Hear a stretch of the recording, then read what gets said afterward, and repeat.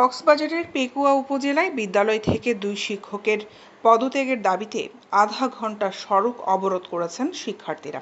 পেকুয়া সরকারি model GMC ইনস্টিটিউশনের প্রধান শিক্ষক জহির উদ্দিন ও সহকারী প্রধান শিক্ষক নুরুল হোসাইনের পদত্যাগের দাবিতে এই সড়ক অবরোধের ঘটনা ঘটে। সড়ক অবরোধে বর্তমান শিক্ষার্থীদের সঙ্গে যোগ দেন বিদ্যালয়ের প্রাক্তন শিক্ষার্থীদের একটি অংশ।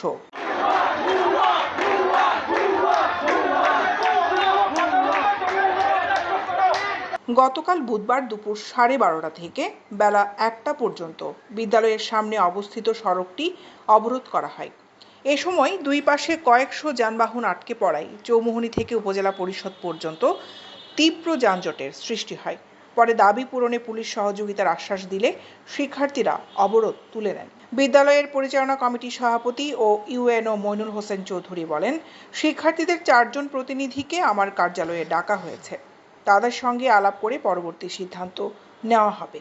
সড়ক অবরোধকালে শিক্ষার্থীরা তুমি কে আমি কে, শিক্ষার্থী শিক্ষার্থী, বোথ হাইউ আন্ন হাইউ, উই ওয়ান্ট জাস্টিস বলে স্লোগান দিতে থাকে।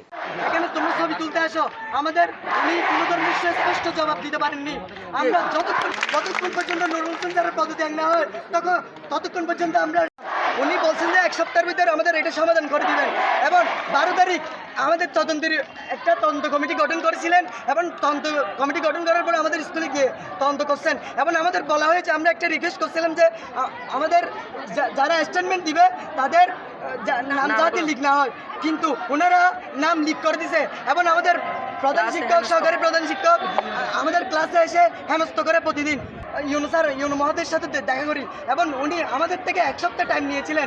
আমরা তো 1 সপ্তাহের ভিতর আমাদের কিছুই করেননি এবং যখন আমরা 1 সপ্তাহ পর এখানে আসি তখন আমাদের রিপোর্ট জানতে চাইলে ওনারা আমাদের জানান যে কিসের রিপোর্ট।